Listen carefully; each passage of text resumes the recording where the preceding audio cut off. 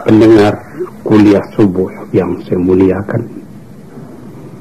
sesudah saya mengucapkan selamat beribadat salat subuh dan selamat menerima hari yang baru, maka sekarang kita meneruskan tafsir daripada surat Al-Baqarah ayat 248.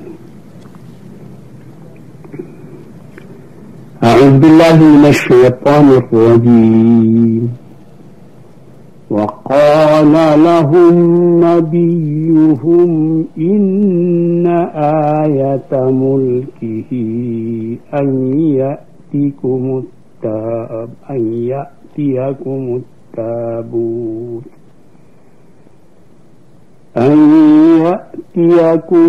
التابوت فيه سكينة من ربكم وبقية مما ترك آل موسى وآل هارون تحمله الملائكة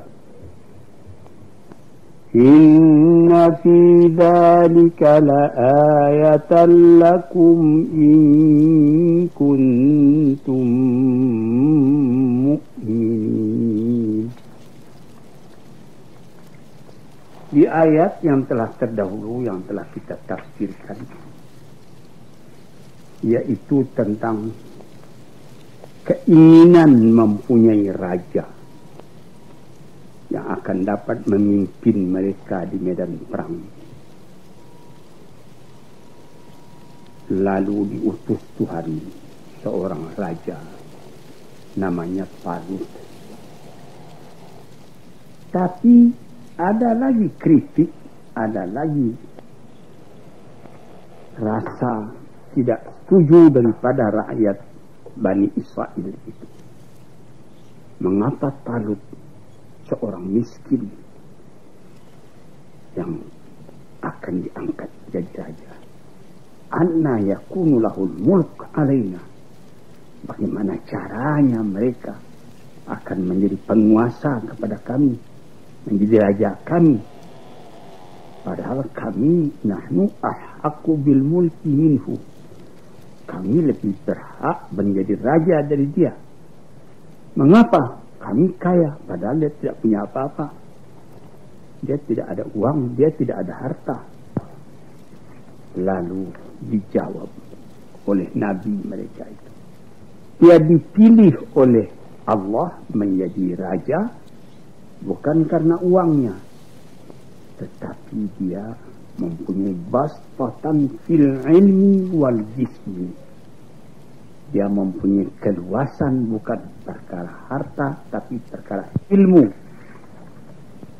Jadi kalau disuruh pilih, kita kaya raya tapi bodoh. Mana yang lebih baik dengan orang tidak kaya tapi ilmunya, pengetahuannya, kesehatan badannya itu ada padanya.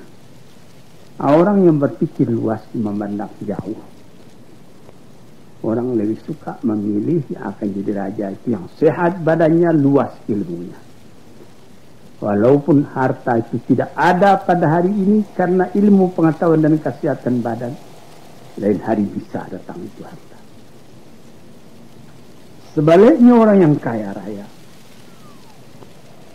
kalau dia bodoh atau dia sudah merasa senang dengan hartanya itu, dia tidak ingin menambah lagi, melainkan menghabiskan yang ada. Akhirnya banyak yang kemudiannya sudah tahun belakang menjadi orang melarat. Ini pernah kejadian di antara raja-raja Bani Umayyah. Ada 3 raja terkenal. Raja Sulaiman bin Abdul Malik terkenal karena dia raja kaya, suka makan. Jamuan, makan segala macam makanan, segala macam masakan mesti bawa ke istana, sediakan di istana, sehingga ribut selalu siang malam pasal makanan. Sehingga yang menjadi pembicaraan orang di luar, engkau berapa macam makanan hari ini. Terpengaruh orang banyak karena raja demikian itu.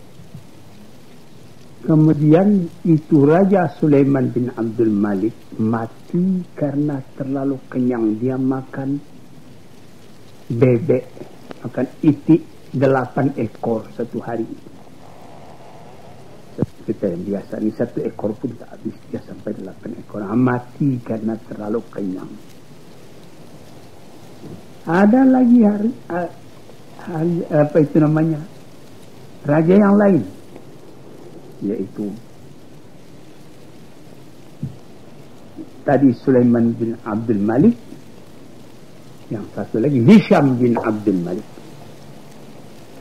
Ini Hisham bagaimana? Itu model-model pakaian saja, berganti 4-5 kali satu hari, macam-macam saja model. Di mana saja model pakaian yang ada di Tiongkok, di Hindia, di mana pesan sediakan buat beliau. Sehingga ketika dia naik haji ke Mekah, entah berapa puluh, 20-30 ekor unta untuk spesial membawa pakaian beliau saja. Kemudian memerintah pula Umar bin Abdul Aziz. Ini raja tidak kaya, tidak memikirkan makan sekedarnya, pakaian sekedarnya lekat di tubuh. Dia tidak mengambil baitul mal untuk kepentingan dirinya sendiri. Akhirnya ya Sulaiman meninggal, Hisham bin Abdul Malik meninggal, Umar bin Abdul Aziz meninggal. Beberapa tahun kemudian dilihat orang yang keturunan Hisham bin Abdul Malik itu, keturunannya, dia tidak berkuasa di raja lagi, memberi aib, minta kepada orang lain. Bagaimana keturunan Umar bin Abdul Aziz? Dia membagi-bagikan zakatnya kepada fakir dan miskin. Umar bin Abdul Aziz sendiri tidak kaya. Dia meninggalkan ilmu kepada anaknya. Dia meninggalkan kehidupan yang sejati. Sedang keturunan Hisham dan keturunan Sulaiman yang ditinggalkannya cuma harta, bukan pendidikan. Nah, ini yang dikatakan di dalam kitab Al-Iqdul Farid tentang sejarah manusia. Nah, di sini kita melihat tentang Talut menjadi raja itu. Diprotes orang karena tidak kaya, tapi dia ada ilmu, tubuhnya sehat. Ini yang penting. Dan Allah akan memberikan dia punya kekuasaan kepada barang siapa yang dikehendakinya. Dan Allah Ta'ala itu maha luas lagi maha mengetahui. Maka terjadilah peperangan antara Bani Israel dengan lawannya. Wa qala lahum nabiyuhum inna ayata mulki an ya'tiyakumut tabutu fihi sakinatun min rabbikum wa baqiyatun mimma taraka alu Musa wa alu Harun tahmiluhul malaikah. Terjadi peperangan. Perang itu dari dahulu kala biasa mempunyai simbol, mempunyai bendera. Di zaman Nabi Muhammad ada bendera Ansar, ada bendera Muhajir. Di waktu-waktu yang lain, walaupun bangsa, agama, apa yang berperang, dia mesti memakai tanda perang. Ada lambang, ada bendera, ada marawah, ada cogan kata orang Melayu, ada beberapa senjata dan lain-lain. Nah, jadi dikatakan, berkata kepada mereka Nabi mereka, inna ayata mulkihi, tanda dan kebesaran raja itu, ayat yakumut tabutu fi sakinatum yaqan, dibawa kepada kamu satu tabut, satu peti. Fihi, pada peti itu ada sakinah, ketetapan hati daripada Tuhan kamu. Sakinah itu min rabbikum. Jadi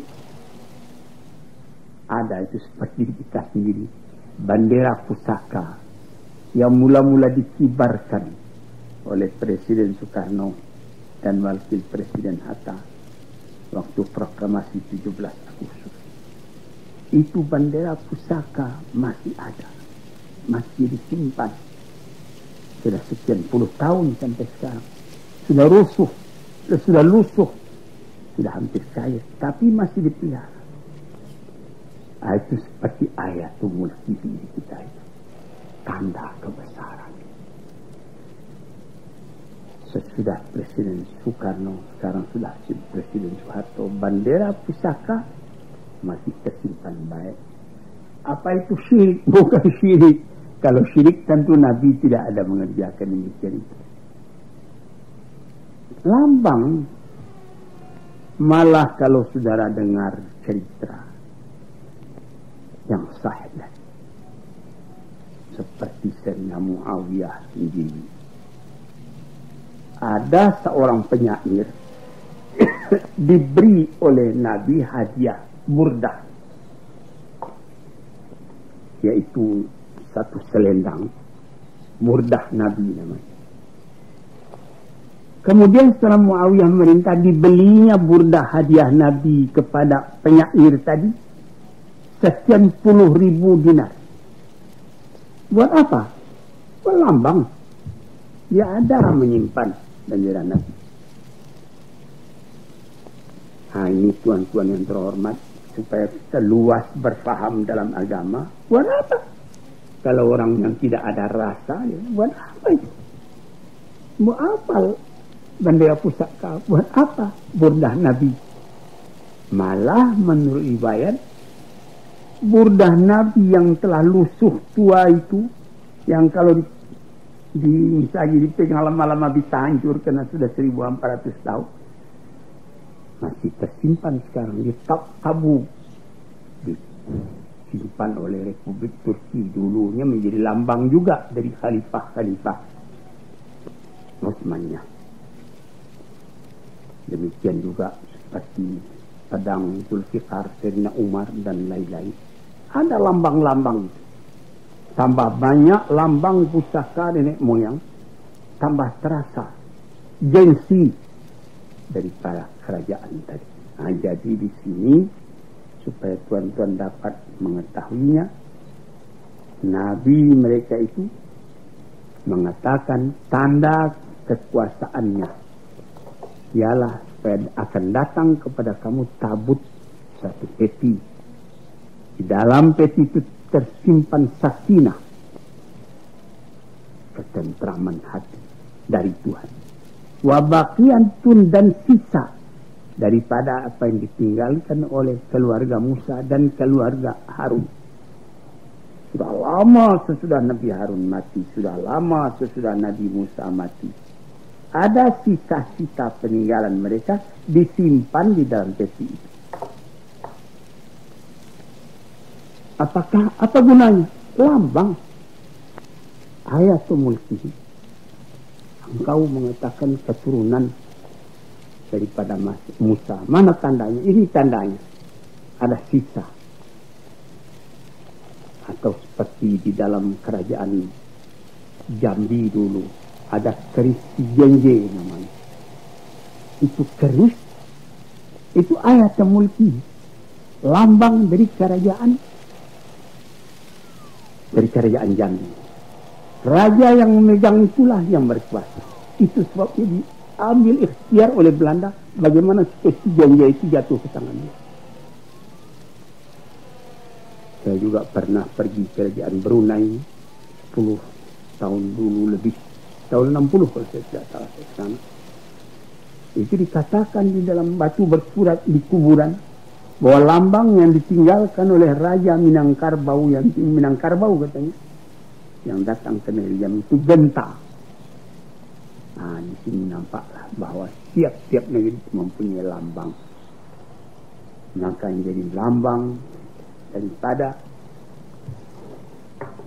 orang yang pergi berperang itu ialah sisa-sisa peninggalan keluarga Musa dan keluarga Harun, dibawa oleh malaikat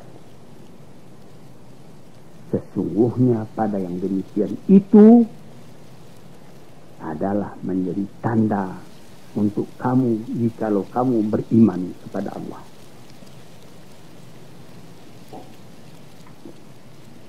Saudara-saudara yang terhormat, seperti kerajaan Turki yang punya lambang. Apa lambang? Bulan bintang. Kenapa? Katanya ada satu cerita saya baca. Itu kalau di hari jernih, langit terang, cuaca baik, itu bulan bintang kelihatan dekat. Tapi musuh-musuh katanya mendekatinya. Tambah lama, tambah tidak bisa dicapai. Kelihatan dia tambah dekat, padahal jauhnya sekian juga. Akhirnya jatuh saja, hancur ke bawah. Yang bulan bintang tetap ada juga di udara. Ini lambang orang Turki. Demikianlah kadang-kadang bendera seperti orang Syiah mempunyai lambang hitam. Orang yang lain mempunyai lambang hijau dan lain-lain sebagainya. Nah, kita sendiri di Indonesia, lambang kita pun ada, bendera kita merah dan putih. Itu di tiap-tiap lambang kaum ada lambangnya. Maka di waktu berperangnya Raja Talut tadi, dia mempunyai lambang itu juga. Falamma fasala Talutu bil junudi qala innallaha mubtalikum binar. Setelah Talut memegang atau memimpin peperangan, membagi-bagi tentaranya, yang sayap kanan, sayap kiri, yang penempur tengah dan lain-lain sebagainya, diberi ingat, kalian nanti akan berperang dengan musuh. Di tengah jalan kalian akan bertemu dengan satu batang air, sungai. Menurut keterangannya itu sungai Yordan yang terkenal. Faman syariba minhu falaysa minni. Barang siapa yang minum dari air itu tidak golonganku. Wa man lam yat'amhu fa innahu minni. Barang siapa yang bisa menahan hati, dia tidak bisa minum di situ, itulah yang tenteraku. Illa man iqtarafa ghurfatan. Kalau cuma mengambil saja satu genggam air, dikecupkannya kedua belah tangannya, bertemu jari dengan rapat, diambilnya air sekian, diminumnya, itu boleh. Tapi kalau sudah lebih daripada itu, terlalu banyak meminum air, nanti kamu lemah berperang. Jadi setelah lama berjalan, sampailah di batang air atau di sungai tadi. Diberi ingat, jangan banyak minum, cukup satu ciduk saja dengan air. Tapi yang minum satu ciduk itu tidak cukup, ya Allah, dia minum sampai dia punya perutnya digempung karena minum. Fasyaribu minhu illa qalilan minhum. Semua minum, cuma sedikit yang tidak minum. Jadi kalau sudah terlalu banyak minum, kegesitan berjalan tidak ada lagi. Kalau sedikit saja bisa kuat, tapi kalau sudah tak minum karena panas, airnya dingin, dihantam, lemah badan. Setelah lepas dari tempat minum itu, falamma jawazahu huwa walladzina amanu ma'hu. Setelah lepas dari tempat itu, Nabi dan bersama dengan orang-orang yang beriman itu, qalu la taqata lana al-yawma bijalut wa junudi. Ini kita sudah capek ini. Kita tidak kuat lagi berhadapan dengan Jalut atau Goliat dan tentaranya. Jadi sebagian besar orang yang turut minum karena dia yang banyak minum tadi tidak kuat pergi berjuang lagi. Alalladzina yabunnuna annahum mulaqu rabbihim. Tapi orang yang memegang disiplin dengan keras, dia tidak minum kecuali sejemput air saja, dia terus menghadapi bisnis tadi. Yang sedikit itulah yang menang. Berhasil juga yang sebagian besar sudah kenyang karena air, tidak bergerak lagi. Yang sebagian kecil itulah yang menghadapi musuh. Itu dikatakan kam min fi'atin qalilatin ghalabat fi'atan katsiratan biidznillah. Bukan perkara yang heran kalau golongan kecil bisa mengalahkan golongan besar dengan izin Allah. Karena golongan yang kecil tadi kuat disiplinnya, kuat jiwanya, tidak dia minum dan sekedar sedikit saja, maka mereka lah yang menang. Wallahu ma'as sabirin, dan Allah adalah bersama-sama dengan orang-orang yang sabar. Disitulah walamma barazu li Jalut wa junudih, setelah mereka itu berhadap-hadapan dengan Jalut dan tentaranya, maka yang sedikit tadi yang bersemangat kuat tadi berdoa kepada Allah, Rabbana afriq alaina sabran, ya Tuhan kami, teguhkan hati kami, penuhi kami dengan sabar, wasabbit aqdamana, teguhkan langkah kami, wansurna alal qaumil kafirin, dan tolonglah kami ya Allah menghadapi kaum yang kafir. Fahazamuhum, kalahlah musuh tadi dengan izin Allah. Daud sendiri yang membunuh kepada Jalut itu. Cara pembunuhannya nanti lain hari kita terangkan. Wa ata'ullahul mulka wal hikmata, diberi Allah itu kekuasaan dan hikmah, kebijaksanaan, dan diajar oleh Allah Ta'ala kepadanya apa yang dikehendaki oleh Allah. Akhirnya di akhir ayat dikatakannya, demikianlah di dunia ini. Kalau tidak ada perjuangan antara manusia dengan manusia, setengah menghadapi yang setengah, rusak bumi. Kalau damai-damai saja rusak bumi. Mesti ada pertempuran antara benar dan salah. Allah adalah menganugerahkan keutamaannya dan kesempurnaannya kepada isi alam. Demikianlah ayat-ayat Allah kami bacakan kepada engkau dengan kebenaran, dan sesungguhnya engkau ya Muhammad adalah orang yang diutus oleh Tuhan. Sekian dulu. Assalamualaikum warahmatullahi wabarakatuh.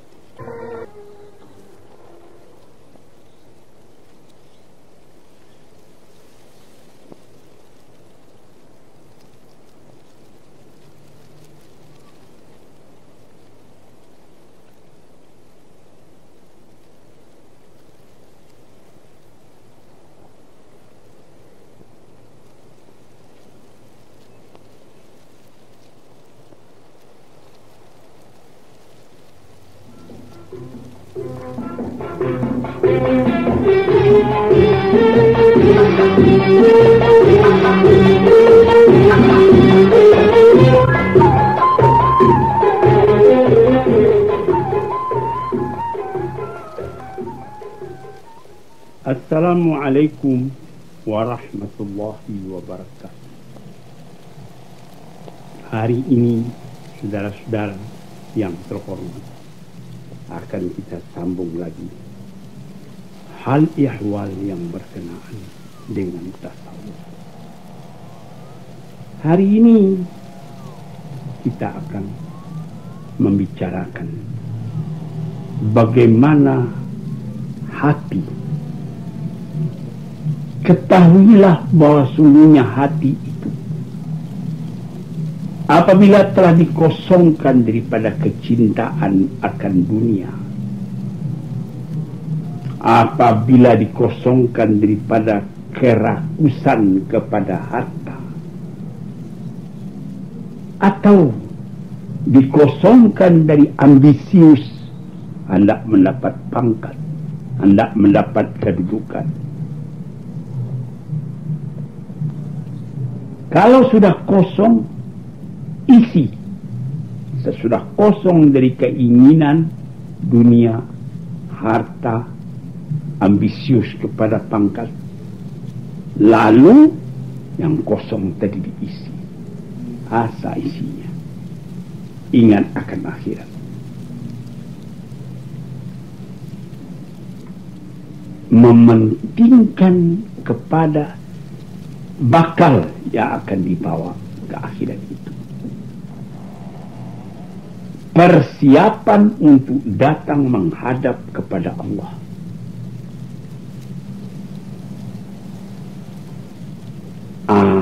Kalau ini sudah hati yang dikosong daripada kehendak dunia tadi, dinegatifkan kepada dunia, dipositifkan kepada akhirat.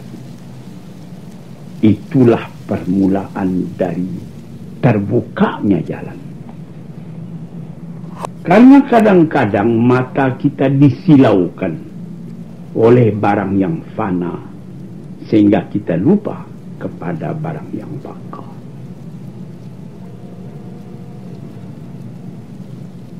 Ketika sudah demikian keadaannya, tergeraklah hati itu mengetahui apa yang diridai oleh Tuhan. Ini mengosongkan dari harta, menggantinya dengan ma'rifat, sehingga nanti berubah pandangan hidup kita itu. Kita tidak memandang lagi besarnya dan pentingnya dan mahalnya harta. Pangkat-pangkat pun demikian pula. Dalam keduniaan kita ingin kepangkatan, tetapi Al-Quran sudah mengatakan, kasarabim biqi'ati yahsabu dham'anu ma'a hatta idza ja'ahu lam yajidhu syai'an. Seperti orang melihat gejala panas padang yang luas. Baik kita berjalan kaki. Saya sudah pernah berjalan kaki di tahun 1927 dalam umur baru 19 tahun dari Mekah menuju Jeddah karena uang tidak ada. Malamnya kami bermalam di bawah terang bulan. Pagi-pagi tersentak tidur, bulan sudah mulai gelap cuacanya, matahari mulai naik, kami sembahyang subuh. Sesudah itu berjalan kaki lagi. Kira-kira pukul 9, panas sudah mulai terik. Yang akan ditempuh jauh lagi, Bahra namanya. Di situ kelihatanlah air. Yahsabuhu dham'anu ma'a. Disangka oleh orang yang haus bahwa itu betul-betul air. Seorang danau, orang meninjau seperti lautan danau nampaknya. Tambah haus. Ditempuh. Sesudah ditempuh, tidak ada air tadi. Yang ada cuma pasir. Nanti kelihatan jauh lagi ada air di sana. Begitu terus menerus. Maka orang yang cuma dunia, yang tempat hatinya lekat, itulah yang menjadi tujuan dari hidupnya. Keduniaan, kekayaan, pangkat tinggi, kebesaran, keternamaan, dan lain-lain sebagainya. Apabila sudah ditempuh, ya tidak apa-apa. Ini jangan sampai dilupakan hal ini. Sehingga sebagaimana dikatakan oleh Imam Abdul Qadir Jailani, jangan diletakkan hartamu, kekayaanmu, kebesaranmu, pangkatmu di dalam hatimu. Karena kalau dia pangkat itu hilang, harta itu habis, nanti hatimu luka. Payah mengobat hati yang luka. Nah, jadi di dalam segala sesuatu di dunia ini, sadar tidak ada yang langgeng, tidak ada yang kekal. Ini yang mesti diingat. Nah, jadi kosongkan hati dari itu, lalu positifkan tujuan. Kemana tujuanmu? Di sinilah diterangkannya di ayat tadi, di kata-kata ahli tasawuf tadi. Dia bilang bahasa Arab, i'lam annal qalba idza khala minal ihtimami bidunya wa ta'alluqu bima fiha wa ta'alluqi bima fiha min malin aw riyasatin aw sawlatin wa ta'allaqa bil akhirah wal ihtimama biha min tahsulil uddah wa tahabbul qudum ala Allah azza wa jalla fa dzalika awwalu futuhihi wa tabashuru fajrihi. Ketahuilah olehmu, apabila hati telah engkau kosongkan daripada mementingkan dunia dan melekatkan hati kepada harta atau kepada pangkat atau kepada macam-macam rupa, lalu hati yang kosong dari itu ditaklukkan, disangkutkan kepada akhirat dan mementingkan pula akan persiapan menghadapi jalannya akan datang. Watahau, bersiap untuk maju ke hadapan Allah Subhanahu wa taala. Fazalika awal futuhihi, itulah mulai hati sudah terbuka. Sudah lain kita punya hidup itu. Sudah datar dunia ini kita hadapi. Bukan berarti kita membuangkan harta yang ada. Ini seperti cerita Imam Malik. Ketika dia tinggal di negeri Madinah, Khalifah Bani Abbas Al-Mahdi atau Al-Hadi meninggalkan uang padanya 1000 dinar emas. 1000 dinar emas. Sedangkan 100 dinar saja sudah berat. Belum ada uang kertas pada waktu itu, betul-betul emas, dinar. Jadi seperti ringgit di zaman dulu.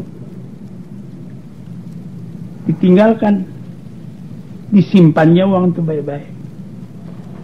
Ketika Khalifah sudah datang ke Madinah, balik dari mengerjakan haji, Bapak Imam Malik katanya, saya harap Bapak mari kita sama-sama pindah ke negeri Baghdad. Di situ Bapak lebih leluasa berfatwa. Imam Malik menjawab dengan senyum, saya lebih suka nanti kalau mati dikuburkan di kubur tempat Rasulullah meninggal. Kemudian dia uang tadi tidak dibelanjakannya walaupun 1 dinar, dikembalikannya katanya. Ini barangkali maksud tuanku tempoh hari meninggalkan buat belanja, saya berangkat ke Baghdad. Ini uang belum spesial juga habis, ini saya kembalikan katanya. Kalau hatinya itu takluk ke dunia, 1000 dinar, tentu dia tahan, dia balik. Apa kata Khalifah? Saya bukan meminta uang itu, simpanlah kembali uang itu buat belanja Bapak. Sekarang saya tambah hadiah, dikasihnya kuda Arab yang bagus. Dan nanti kalau Bapak mau pergi ke mengajar ke masjid, kalau memang tidak bisa pindah ke Baghdad, inilah kuda untuk Bapak kendarai. Terima kasih. Datang muridnya Imam Syafi'i. Sesudah raja pergi, Imam Syafi'i datang. Ini kuda dari mana ini Pak? Bapak guru, ini hadiah Khalifah Al-Hadi. Bagus sekali, memang bagus. Dan ini sesuai buat pakaianmu. Ambillah buatmu kuda ini. Jadi tidak lekat harta itu dalam hatinya. Uang dia simpan, kalau datang orang minta dia kasih. Kuda yang begitu bagus dikasihkannya kepada muridnya. Katanya, naam wa khair wa layak bika, katanya. Memang bagus ni kuda, bagus. Tapi yang layak mengendalinya engkau. Itu orang yang hatinya kosong dari dunia, tapi ada yang lebih tinggi dari dunia yang dia inginkan, yaitu persiapan buat menuju hari akhirat. Orang-orang yang seperti itu bukan dia miskin, dia kaya. Kenapa?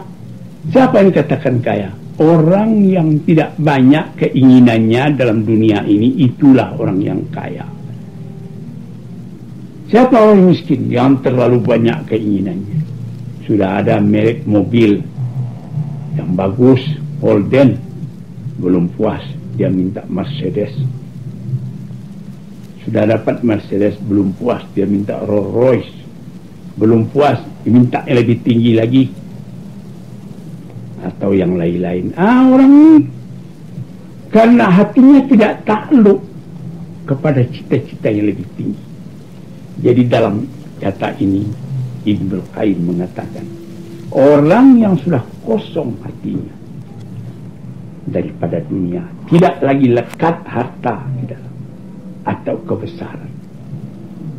So, Imam Syafi'i pernah mengatakan, orang yang besar ialah yang tidak tahu bahwa dia besar. Ini itu sesuai dengan hadis Nabi, man tawadha'a rafa'ahu Allah. Barang siapa yang mendudukkan dirinya di tempat tawadhu', itu yang dibesarkan oleh Tuhan. Tapi orang mentarafa' wada'ahu Allah, dia meninggi, saya mesti, ini etiketnya begini, protokolnya begini, saya mesti duduk di atas mobil begini. Ini mesti aturan kalau saya fit, very important person, tempat saya mesti sedia. Kalau begitu itu orang kecil, dia sudah diikat oleh keadaan dunia tadi. Ini yang diterangkan di dalam kitab tasawuf. Jika watabashiru fajrihi fadzalika awal futurihi watabashiru fajrihi, itulah orang yang mula-mula telah terbuka pintu padanya, dan itulah satu kegembiraan dari menyingsing fajar keindahan dalam hidup. Fa'inda dzalika yataharraku qalbuhu li ma'rifati ma yarda bihi rabbuhu minhu. Waktu itu tergeraklah hatinya, hendak mengetahui apa yang diridai Allah daripadanya, apa yang disenangi Allah daripadanya. Ringan dia mengerjakan tahajud, ringan dia mengerjakan salat duha, mengomel dia pada dirinya kalau dia tersangkut akan sembahyang sehingga tidak sembahyang di awal waktu, menyesal dia kalau dia tidak menolong orang yang kesusahan.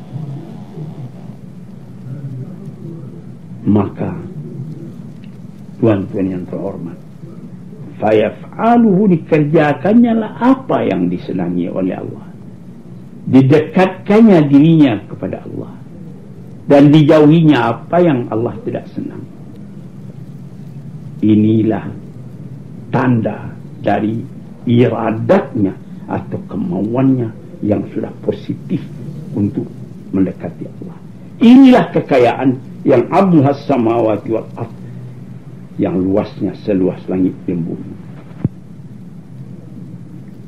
Karena fa inna kullaman ayqana biliqa'illah wa innahu sa'ilu min kalimatain us'al anhumal awwal wal akhir madza kuntum ta'malun. Kalau dia sudah yakin kepada bahwa dia akan bertemu dengan Allah, dan bahwa dia nanti apabila meninggalkan dunia ini akan ditanya,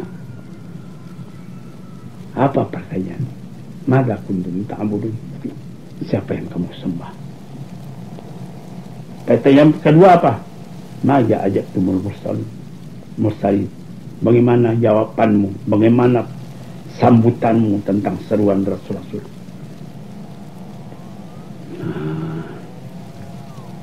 Jadi orang seperti demikian itu tak dapat tidak, dia mesti sadar mencari ma'rifat kepada yang disembahnya dan mencari jalan supaya sampai kepada yang disembahnya.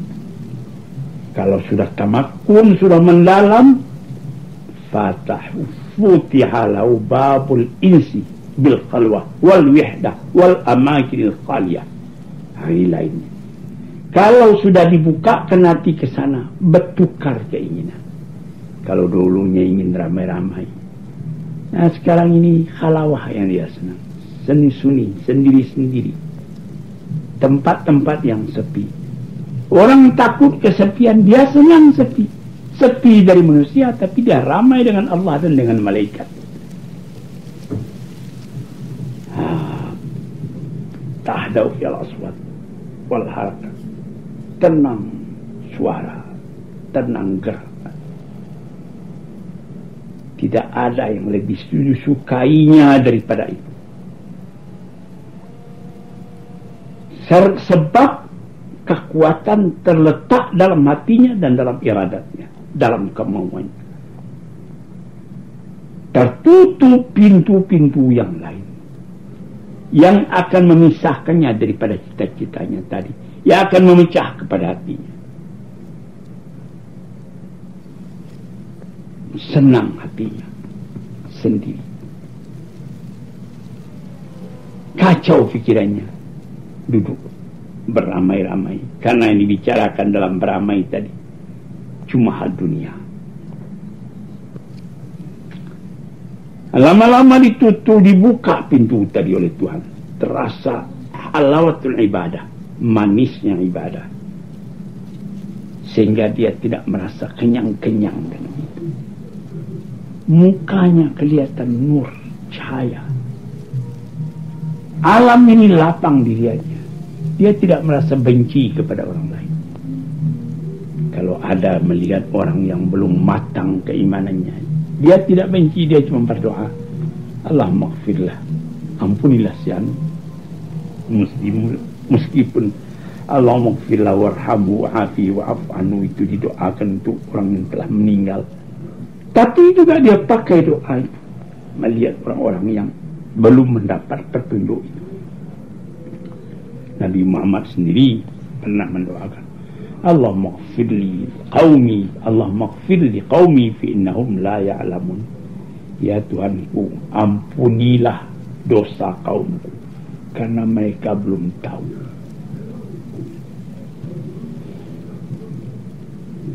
Jadi tuan-tuan yang terhormat, orang yang begini telah merasa lazat, kepuasan, kesenangan yang lebih daripada kesenangan main-main dalam dunia ini, menuruti syahwat.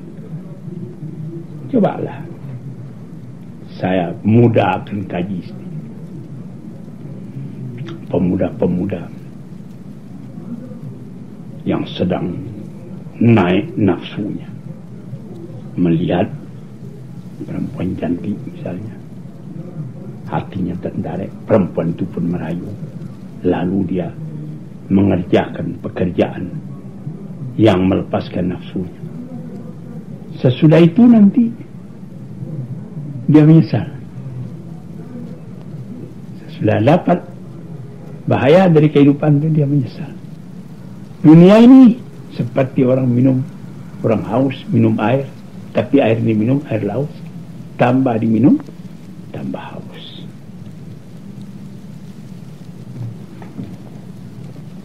Jadi dibuka hatilah, dibukakan kemanisan ibadat, sehingga dia tidak bisa kenyang-kenyang dari ibadat. Dia rasakan kepuasan, ketentraman hati, berlipat ganda daripada kepuasan karena menuntut permainan dunia dan mencapai syahwat. Sehingga orang itu apabila dia masuk kepada sembahyang, dia ingin biarlah terus saja sembahyang. Kemudian itu dibuka lagi, satu dibuka, dua, buka yang ketiga, merasa manis mendengarkan kalamullah. Idza tuliyat alaihi ayatuna zadathum imana wa ala rabbihim yatawakkalun. Kalau dibacakan kepada mereka itu ayat kami, kata Tuhan, bertambah imannya dan dia bertambah tawakal kepada Tuhan.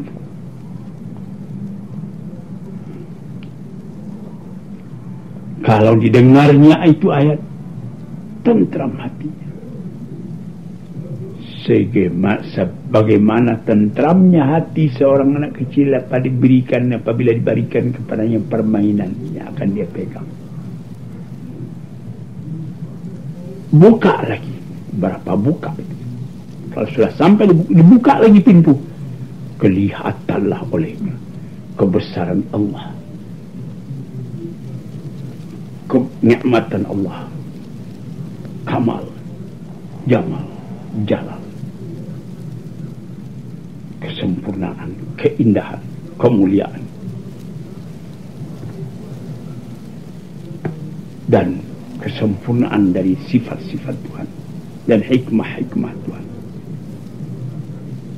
dan arti-arti dari tiap ayat itu terbaca sebagaimana saya baca dalam sejarah Iqbal, bagaimana membaca Quran ayah katanya kepada ayahnya menjawab, baca dengan tekun seakan-akan engkau rasai nanti bahwa Quran itu turun kepada engkau. Terasa itu.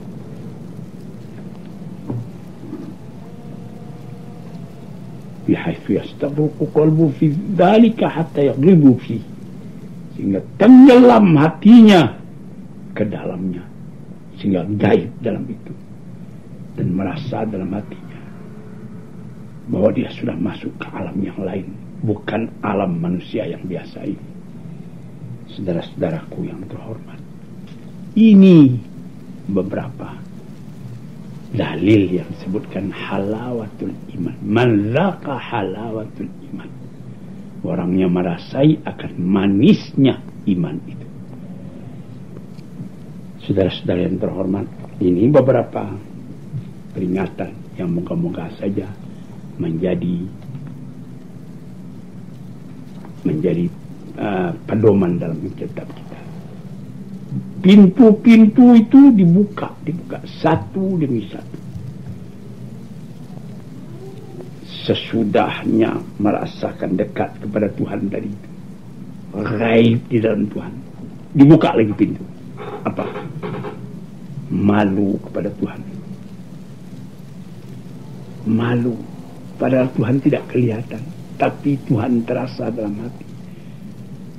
Sehingga dikatakan dalam ayat Al-Ihsan an ta'budallah ka'annaka tarahu fa illam takun tarahu fa innahu yaraka. Engkau menyembah kepada Allah seakan-akan engkau lihat Allah itu. Dia tidak bisa engkau lihat, tapi dia melihat engkau. Mata tidak bisa melihat, hati bisa melihat. Dibuka lagi itu pintu. Itulah nur yang jatuh ke dalam hati. Dipelihara oleh nur itu, nampak oleh hati. Kita berhadapan dengan Tuhan, sehingga kita malu kepada Tuhan, serang sendiri, tidak ada orang lain. Ketika itu diberikan lagi pemberian oleh Tuhan. Apa? Dawamul muraqabah lirraqib, tetap mengintai yang dicintai, tidak melihat kepada yang lain melainkan kepada dia. Seakan-akan kita melihat, menyaksikan di atas langitnya ataupun sedang duduk dalam arasy-Nya, melihat kepada hambanya sekalian, mendengarkan suaranya, menyaksikan akan rahasianya. Kalau ini sudah tercapai, bertambah maju kehidupan dari dia, hidup sendiri, wujud sendiri, manusia pun wujud dalam hal yang lain. Dia wujud di hadapan Tuhannya, di hadapan walinya. Dia memandang kepada Tuhan dengan hatinya, padahal manusia lain tak memandang apa-apa. Cuma dia tidak diberikan syahadah, melainkan yang ada syahwat dunia. Fahuwa yarahu, Allah memandang dia meskipun dia tidak memandang Allah. Dan tidaklah mereka memandang kepadanya, melainkan sebab dari kesadarannya akan wujudnya. Hadirin yang terhormat, cukup sekian dulu. Nanti insyaAllah di hari yang lain dalam fasal tasawuf ini kita sambung lagi keasyikan kita memandang Tuhan itu. Assalamualaikum warahmatullahi wabarakatuh.